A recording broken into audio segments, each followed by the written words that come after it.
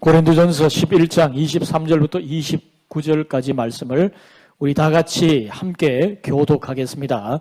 내가 너희에게 전하는 것은 주께 받은 것이니 곧 주 예수께서 잡히시던 밤에 떡을 가지사 축사하시고 떼어 이르시되 이것은 너희를 위하는 내 몸이니 이것을 행하여 나를 기념하라 하시고 식후에 또한 그와 같이 잔을 가지시고 이르시되 이 잔은 내 피로 세운 새 언약이니 이것을 행하여 마실 때마다 나를 기념하라 하셨으니 너희가 이 떡을 먹으며 이 잔을 마실 때마다 주의 죽으심을 그가 오실 때까지 전하는 것이니라.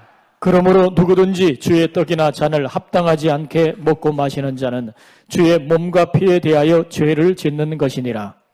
사람이 자기를 살피고 그 후에야 이 떡을 먹고 이 잔을 마실지니 같이 봅니다. 주의 몸을 분별하지 못하고 먹고 마시는 자는 자기의 죄를 먹고 마시는 것이니라. 아멘. 오늘 예배 참여하신 우리 모든 성도들에게 하나님의 풍성하신 은혜가 임하기를 주님의 이름으로 축복합니다. 2층에서 영상으로 예배드리시는 우리 성도들에게도 동일한 은혜가 임할 줄 믿습니다. 여러분, 먹방을 아시죠? 먹는 방송을 말합니다. 유명한 인플루언서가 나와서 음식을 맛있게 먹습니다. 그것을 보면서 대리 만족을 느끼기도 하고 또 맛있는 음식에 또 자극을 받기도 하죠. 여러분, 요즘에 인터넷이나 TV 방송의 상당수가 먹는 것에 관한 것입니다. 여러분, 이 시대만큼 먹는 데 대한 열심이 이토록 많았던 적이 있었던가 그런 생각을 하게 됩니다. 여러분, 우리가 과거에 먹고 살기 힘들 때는요, 어떤 음식이 맛있는가 그것은 문제가 아니었습니다. 먹는 것 자체가 없었으니까요. 근데 여러분, 요즘에는 사람들이 맛있는 음식을 찾아서, 맛집을 찾아서 투어를 합니다. 여러분, 젊은이들 가운데는 소위 여행의 핫플레이스, 아주 유명한 음식점이라든지 유명한 카페를 찾아서 여행을 떠나는 그런 청년들도 많습니다. 그렇게 먹는 것에 관해서 굉장히 열심이죠. 우리보다도 사실 더 먹는 데 열심인 민족이 있어요. 중국 사람들이 그렇습니다.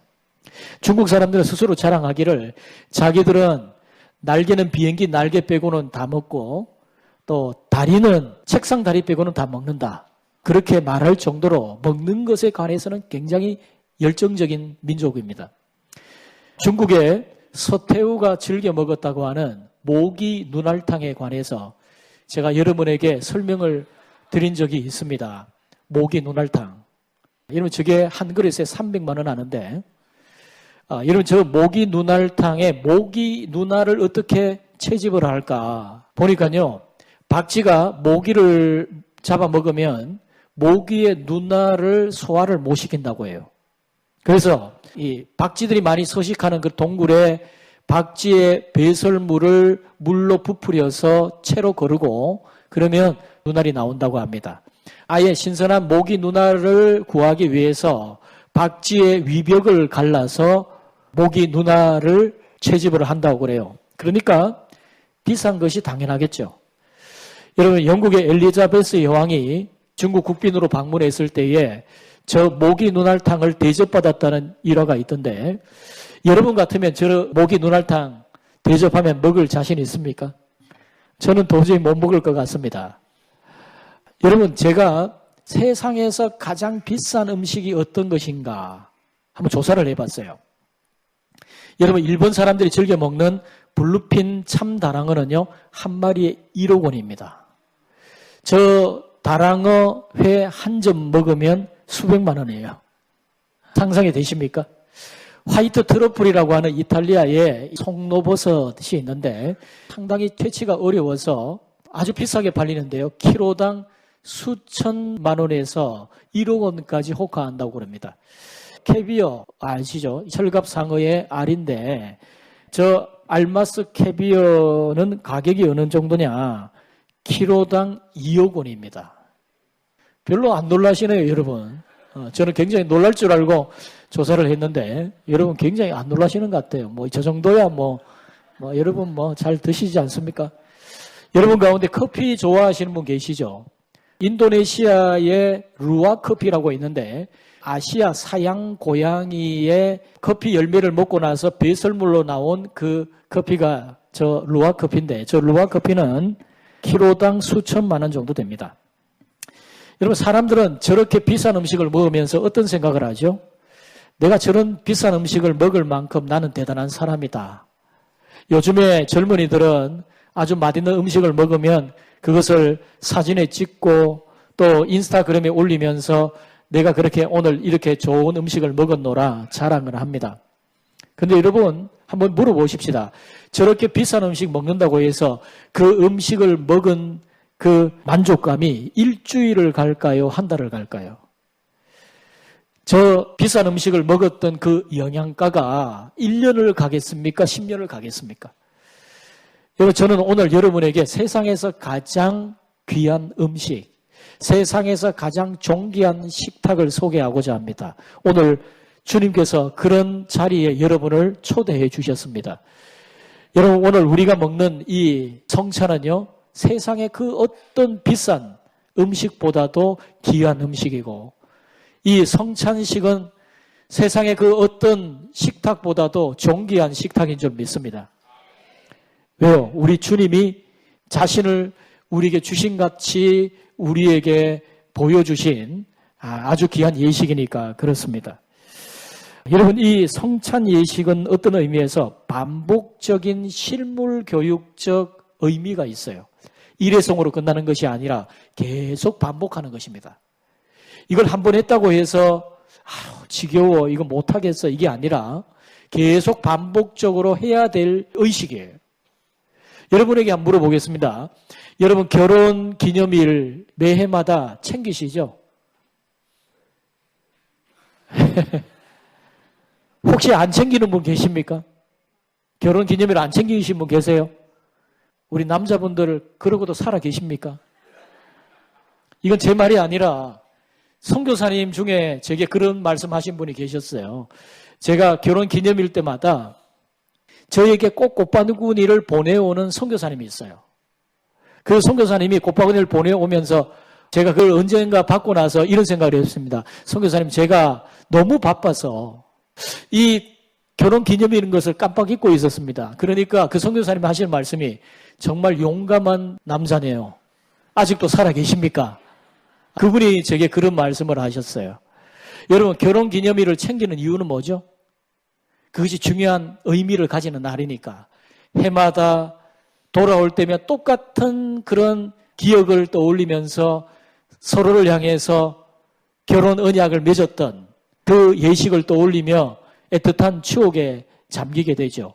혹여나 결혼 기념일 한 번 챙겼다고, 몇 번 챙겼다고, 이제 지겨워서 못하겠다, 그런 부분은 없습니다. 계속 반복적으로 되새겨야 되는. 왜냐? 중요한 날이니까. 여러분이 생일을 챙기고 중요한 기념일을 챙기는 이유는 뭡니까? 그것이 내게는 정말 귀한 의미를 가진 날이기 때문에 그 날을 잊지 않고 기억하고자 하는 의미가 그 속에 담겨져 있죠. 여러분, 이 성찬식도 마찬가지입니다. 성찬식의 메시지를 여러분이 모르는 게 아닙니다. 다 알고 있습니다. 그럼에도 불구하고 우리가 성찬식을 계속 거행하면서 반복적으로 진행하는 이유는 뭐냐? 그것이 중요하고 계속적으로 되뇌어야 할, 잊지 말아야 될 예식이기 때문에 그런 것이죠. 초대교회 성도들이 예루살렘 교회에서 예배를 드릴 때 그들은 매 예배마다 성찬식을 거행을 했습니다.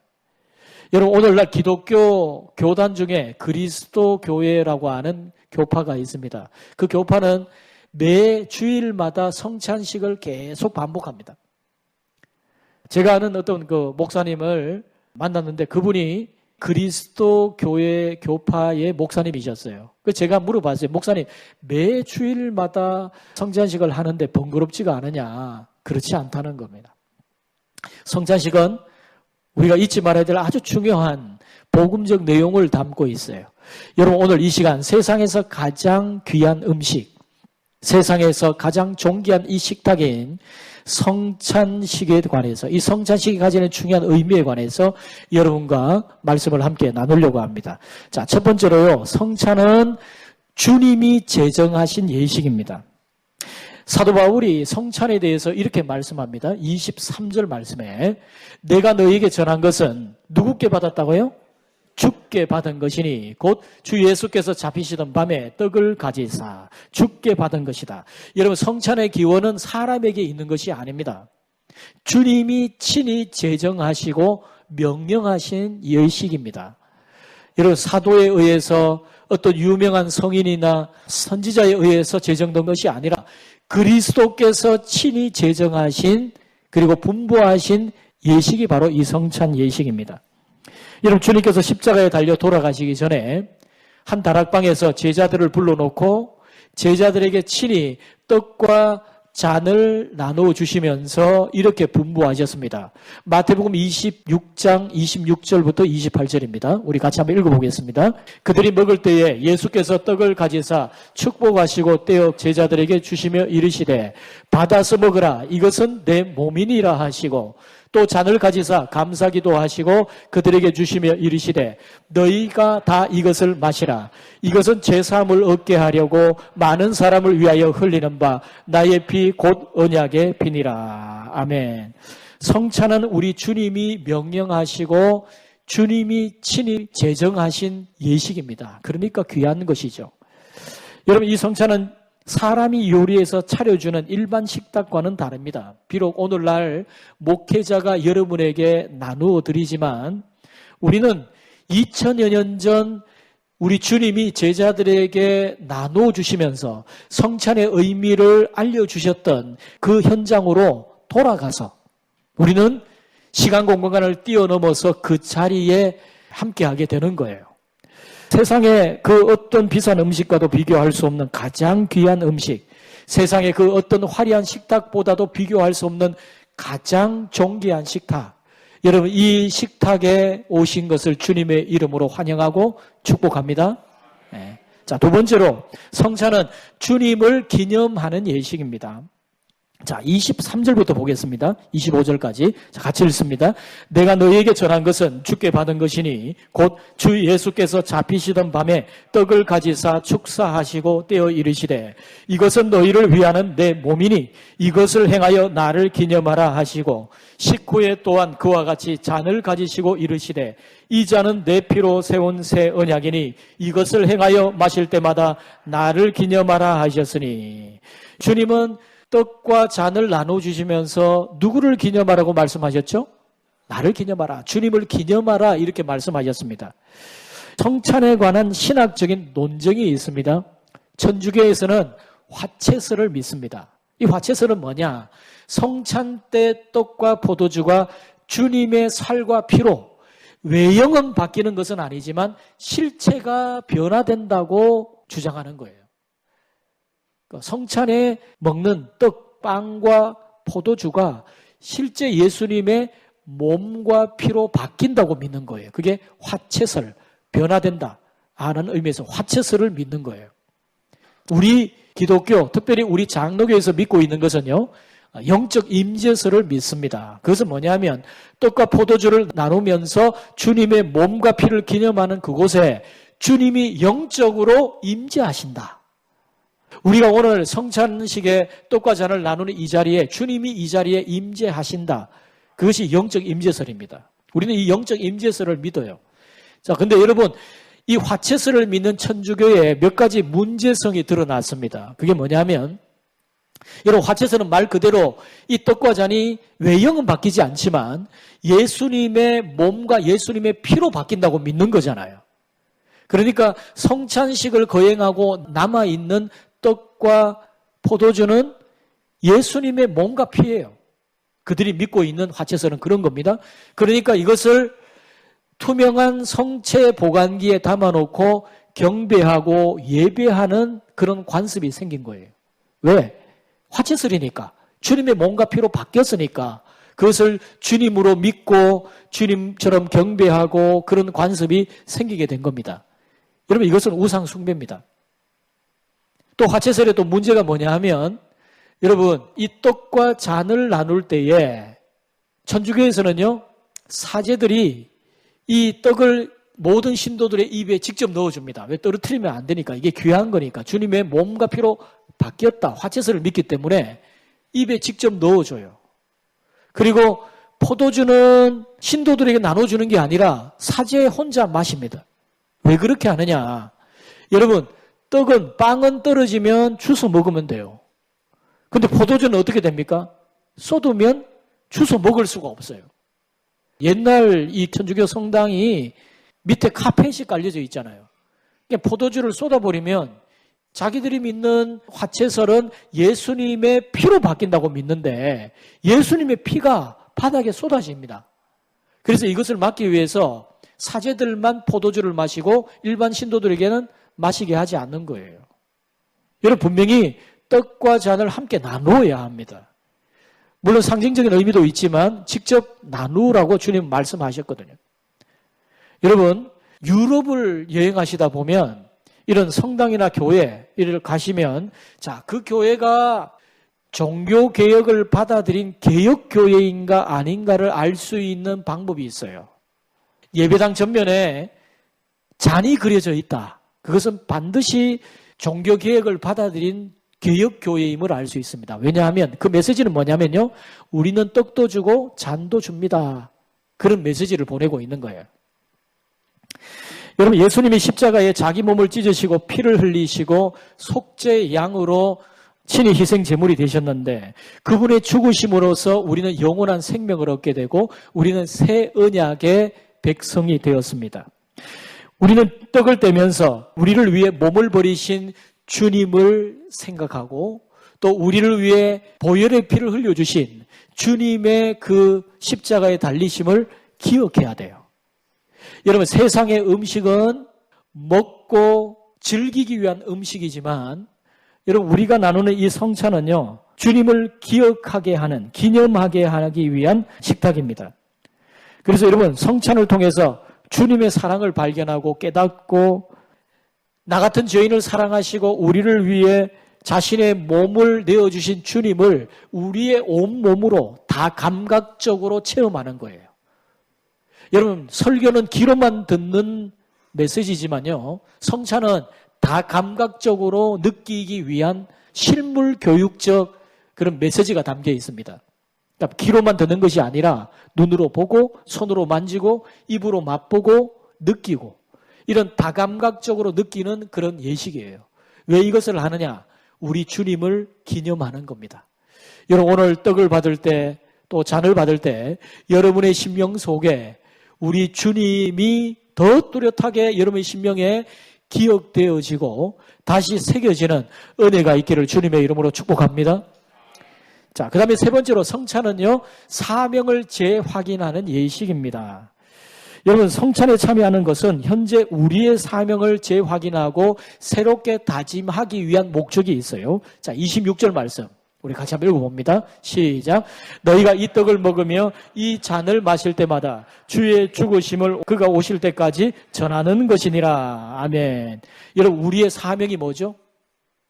예수 그리스도를 전하는 겁니다. 너희는 만민에게 가서 복음을 전파하라. 땅끝까지 이르러 내 증인이 되라. 주님 말씀하셨어요. 주님이 이 땅에 다시 오실 때까지 십자가의 복음을 전해야 될 사명이 우리 모두에게 있습니다. 여러분, 우리가 이 땅에 살아가면서 많은 일들이 있지만 가장 귀한 일은 주님의 사명을 감당하는 거예요. 교회는 왜 이곳에 세워졌습니까? 아직도 이 복음, 십자가의 은혜를 모르는 사람들에게 예수님의 십자가의 복음을 전하라고 이 교회가 세워져 있어요. 여러분, 이스라엘 백성들은 해마다 6월절만 되면 무교병과 쓴나물을 먹습니다. 그러면서 그들이 애굽의 노예 생활에서 자신들을 구원해 주신 하나님의 은혜를 심령에 다시 되새기게 돼요.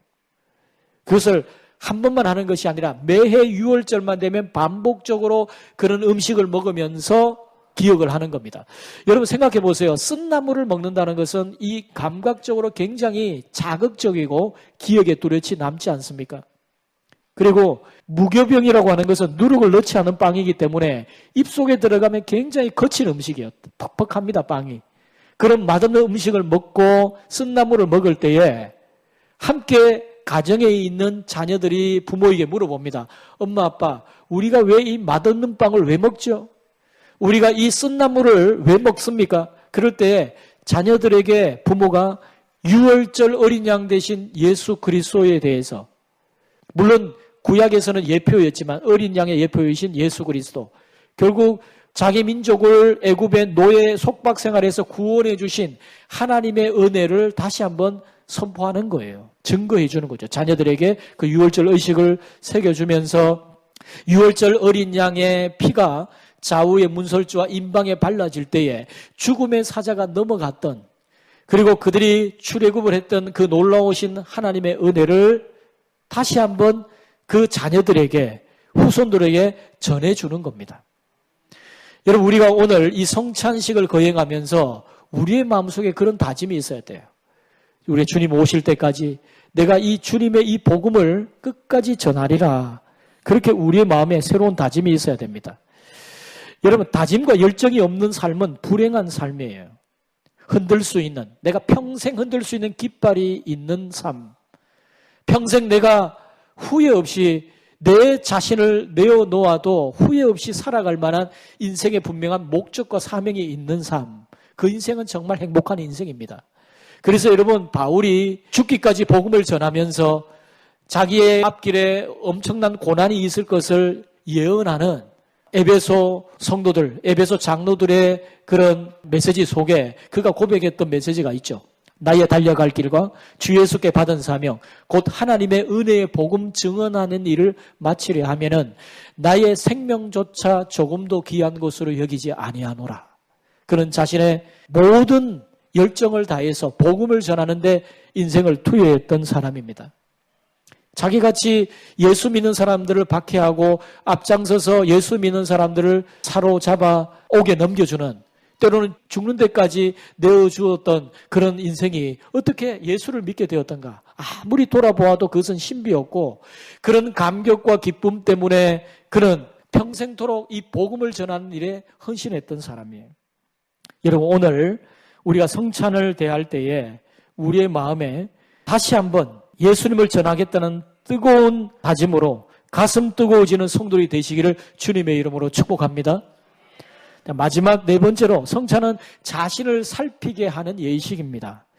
여러분, 성찬을 통해 우리는 2000여 년 전 제자들과 함께 만찬을 잡수셨던 그 예수님이 계셨던 그 현장으로 시간과 공간을 뛰어넘어 우리는 참여하게 됩니다. 그 자리로 돌아가는 거죠.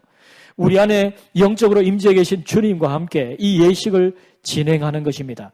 그러기에 오늘 지금 여기에 임재해 계신 주님 앞에 우리 자신이 부끄럽지 않은지를 스스로 한번 자문해 봐야 됩니다. 자, 오늘 본문의 바울이 27절과 29절에 이렇게 말씀합니다. 우리 같이 한번 읽어보겠습니다. 시작. 그러므로 누구든지 주의 떡이나 잔을 합당하지 않게 먹고 마시는 자는 주의 몸과 피에 대하여 죄를 짓는 것이니라. 사람이 자기를 살피고 그 후에야 이 떡을 먹고 이 잔을 마실지니 주의 몸을 분별하지 못하고 먹고 마시는 자는 자기의 죄를 먹고 마시는 것이니라. 아멘. 여러분, 여기에 주의 떡이나 잔을 합당하지 않게 먹는 것은 무엇을 말할까요? 여기에 주의 몸을 분별한다는 말은 무엇을 의미할까요?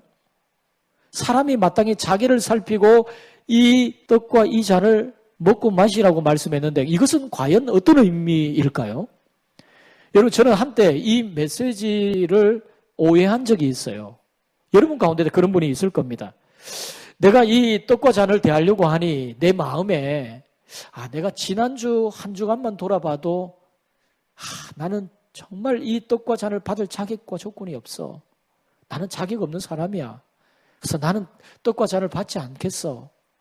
이렇게 생각하는 것이 자기를 살피는 것이고 주의 몸과 피를 분별하며 먹고 마시는 것일까요? 여러분, 이것은 오해입니다. 여러분, 우리는 오늘 이 자리에 내 자신이 얼마나 죄인인가 하는 사실을 우리가 확인해야 함과 동시에 더 나아가서 우리가 봐야 될 것은 뭐냐면 십자가를 통과한 내 자신을 봐야 돼요. 오늘 우리가 이 떡과 잔을 받을 때에 우리 마음에 예수님의 십자가가 보여야 함과 동시에 내가 보여야 합니다. 내가. 예수님의 십자가의 그 위대한 사건은 다른 누군가가 아닌 바로 나와 연결된 사건이다. 나와 상관된 사건이다 라는 사실이 여러분에게 새롭게 인식되어져야 됩니다. 떡과 잔을 받을 때에 주님이 보임과 동시에 내가 보여야 돼요. 나의 죄, 나의 죄책감, 내가 받을 형벌, 나의 저주, 나의 죄 때문에 내가 당할 지옥의 고통, 하나님 없이 살아갔던 나의 삶의 어두움, 내가 보여야 됩니다. 내가 오죽했으면, 많이 망가졌으면, 아예 구제불능의 상태였으면, 얼마나 오죽 내가 그렇게 망가진 인생이었으면 창조주께서 친히 인간의 몸으로 내 자신의 생명과 맞바꾸셔야 했을까? 여러분, 우리가 그런 의식을 가져야 됩니다. 그러면서 십자가의 렌즈를 통해서 내가 발견되어지는 거예요. 내 정체성이 새로워지고 나의 인생의 목적이 새로워지고 나의 가치가 새롭게 발견되어지고 그래 되어져야 됩니다. 오늘 성찬식에 참여할 때에 예를 들어서 여러분의 죄책감이 있어요. 나는 도저히 이 성찬에 떡과 잔을 받을 자격과 조건이 없어. 그럴 때에 떡과 잔을 대하는 자세는 뭡니까? 그런 자격과 조건이 없는 내게 주님이 주신 그 은혜가 얼마나 놀라운 큰 것인가. 내가 주님의 은혜 없이는 나는 살 수 없는 존재이구나. 하나님의 이 은혜가 참으로 놀랍구나 라는 사실이 여러분에게 인식되어지는 것, 그게 주님의 몸과 피를 분별하면서 먹고 마시는 겁니다. 내가 목적 없이 살아왔습니다. 그런데 내가 오늘 떡과 잔을 대하면서 주님, 제가 나를 구원해 주신 주님의 그 은혜, 주님의 몸과 피가 말해주고 있는 그 목적에 합당하지 않게 내가 살아왔습니다. 그러나 이제 이 떡과 잔을 대하면서 다시 한번 내 인생의 목적을 주님이 그리고 계셨던 목적에 다시 정렬시킵니다. 내 정체성을 잃어버리고 살아왔다면 주님, 저는 이 비싼 대가를 지불하고 산 하나님의 백성입니다. 주님이 그 값진 대가를 치르시고 사신 하나님의 백성입니다. 자신의 존재 가치가 새롭게 인식되어지는 거예요. 여러분, 이렇게 십자가를 통과한 내가 새롭게 보여지는 것이 성찬에 합당하게 참여하는 자세입니다. 한 주간 동안 살아오면서 남들을 보면서 내가 갖지 못하고 그렇게 되지 못하고 누리지 못한 것 때문에 내 마음이 아쉽고 여러분이 열등감을 느꼈다면 여러분이 오늘 이 자리에 오셔서 떡과 잔을 대하면서 여러분의 가치가 새롭게 인식되어지는 거예요. 아까 제가 소대에 말씀드렸던 그 화려한 음식들, 비싼 음식들을 먹는 사람들을 볼 때에 저것을 먹지 못하는 내 인생은 왜 이렇게 초라한가? 저것을 누리지 못하고 살아가는 나는 저 사람에 비해서 얼마나 무가치한 존재인가? 이런 열등감을 갖고 살아가는 것이 아니라, 세상의 그 어떤 음식보다 귀한 예수님이 친히 자신의 몸을 내어주실 만큼 나는 존귀한 인생이구나. 예수님이 십자가 위에서 자신의 피로 우리를 사실 만큼 나는 존귀한 가치 있는 인생이구나. 이게 다시 한번 여러분에게 인식되어지는 거예요. 여러분의 가격표, 여러분 물건에 가격표가 붙지 않습니까? 그 가격표가 어떻게 새겨지는가? 여러분의 가격표에 예수님이라고 여러분이 적혀지시는 거예요. 예수님이 나를 위해서, 내 죄를 위해서 자신을 아낌없이 내어주셨잖아요. 그래서 우리는 모두가 다 예수님의 가격표예요. 우리의 가치가. 그래서 여러분, 우리가 세상의 그 어떤 사람들을 볼 때에도 쫄리지 않는 겁니다. 당당할 수 있는 겁니다. 왜? 나는 예수님이 자신의 목숨으로 바꿀 만큼 나는 존귀한 인생이다. 나는 가치 있는 인생이다. 이것이 여러분의 심령에 다시 되새겨지는 것. 이게 바로 여러분 성찬에 참여하는 주의 몸을 합당하게 분별하면서 먹고 마시는 자의 자세입니다. 여러분, 성찬식이 얼마나 중요한 것입니까? 바울이 말합니다. 고린도전서 6장 19절 20절에 말씀해요. 너희는 너희 자신의 것이 아니라 값으로 산 것이 되었으니 그런즉 너희 몸으로 하나님께 영광을 돌리라. 여러분, 여기에 값으로 샀다는 말이 뭡니까? 예수 그리스도의 값으로, 존귀하신 그 창조주의 값으로 우리를 사셨으니 너희가 존귀한 인생이 아니냐? 이렇게 말씀하고 있어요.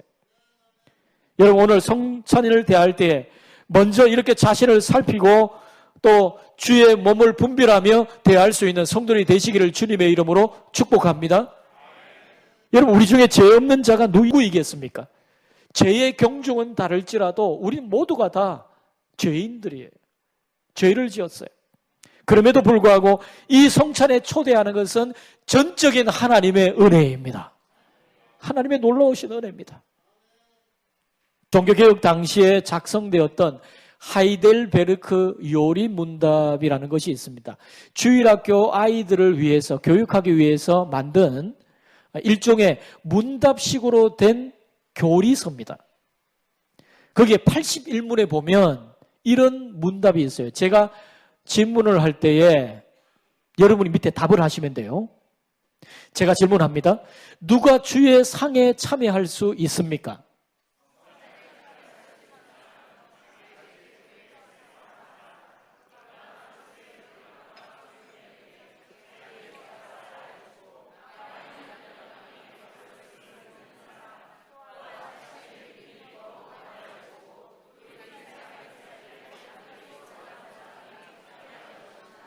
아멘. 자, 여기를 자세히 보세요. 누가 주의 상에 이 성찬에 참여할 수 있는가? 성찬에 참여할 수 있는 자격이 있는 사람이 어떤 사람인가? 자기의 죄 때문에 슬퍼할 수 있는 사람. 주님, 내가 지난날 주님의 그 은혜에 걸맞지 않게 살아왔습니다. 저의 죄를 통회합니다. 이런 사람이 성찬에 참여할 수 있어요. 죄 짓지 않은 사람이 아닙니다. 죄를 지었음에도 불구하고 자신의 연약함을 알고 하나님 앞에 그 죄를 슬퍼할 수 있는 사람, 그 사람이 이 성찬에 참여할 수 있다는 것입니다.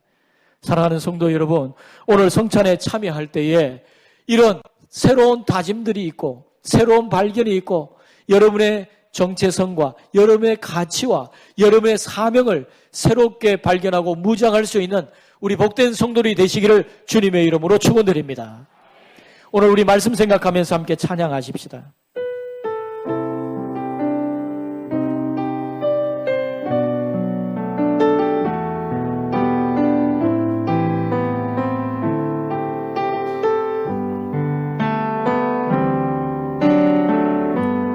오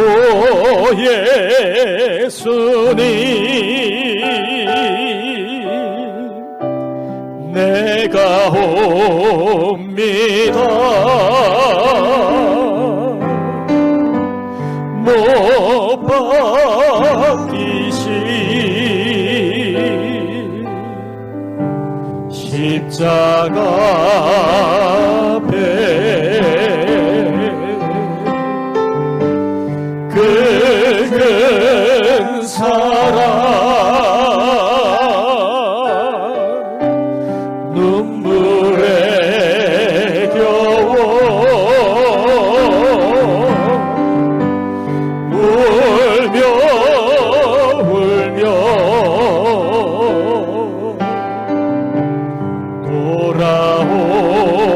돌아옵니다. 주님 손과 발 못 박혔고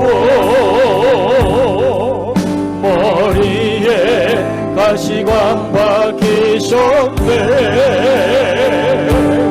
내 모든 죄와 법을 위해 말없이 피 흘려주셨네.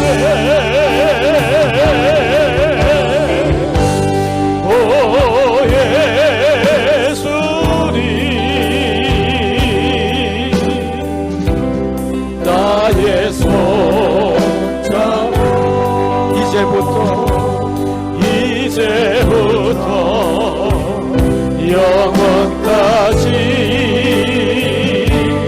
내 구주가 되옵소서. 우리 가슴에 손을 얹고 다시 한번 찬양합니다. 오 예수님, 내가 옵니다. 오 예수님, 내가 옵니다.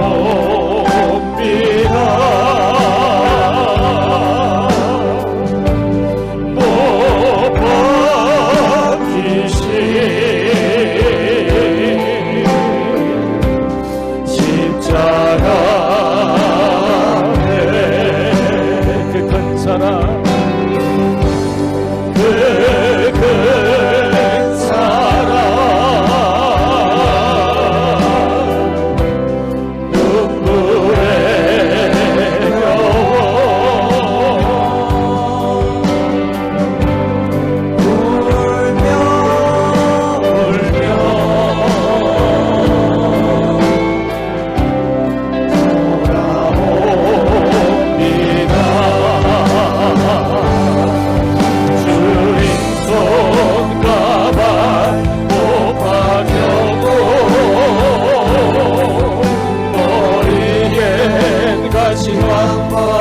내 모든 죄와 법을 위해 아버지 피 흘려주셨네.